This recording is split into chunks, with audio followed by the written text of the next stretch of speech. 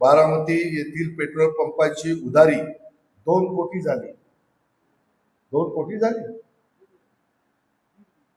तू कशाला उधार देतो? मी तुला जेलमध्ये टाकीलं. मी तुला सांगतोय, विश्वासने सांगितलं किंवा कोणी सांगितलं तर द्यायचं नाही. विश्वासने सांगितलं किंवा कोणी चेअरमन असेल ते काय चाललंय बावटपणा? 1.5 कोटी कुणाला दिलं डिझेल पेट्रोल? हा हा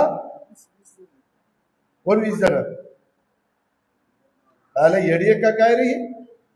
म्हणजे मी वरनं पैसे आणायचे नाही, नालायकांनी असं 1.5 कोटीचं डिझेल पेट्रोल उधारीवर द्यायचं. तुमची काय बापाची आहे काय मार्केट कमिटी? माझ्याही बापाची नाही, तुझ्याही बापाची नाही. माझ्या शेतकऱ्यांची, व्यापाऱ्यांची, हमाल बापाड्यांची आहे.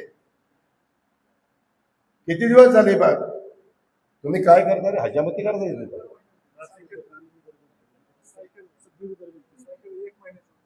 1 महिना नाही, 2 महिने नाही. मी पण पंप चालवतोय, खरेदी विक्री पंप चालवतोय. माने रवींद्र आहे का रे? तुझी उधारी आहे का? गुणाची उधारी आहे. डायनामिक्सची ठीक आहे. डायनामिक्स कुठं पळून जाते? ते 1000 कोटीचा मालक आहे. मला कुणाकुणाची उधारी येते दाखव. मागच्या वेळेस खरेदी विक्री संघ असाच अडचणीत आला. पुढाऱ्यांची उधारी झाली, एकाने भरली नाही, त्याचे 101 चे प्रकरण करावे लागले. सर्वसामान्य माणसाकरता या संस्था काढण्यात. मला मार्केट कमिटी दूध संघाचे चेअरमन संजयला भेट.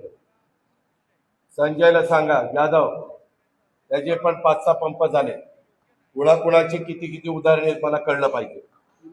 आणि त्या एमडीला सांगा माळेगाव कारखान्याच्या तिथं पण कोणाची उधारी होता का मला.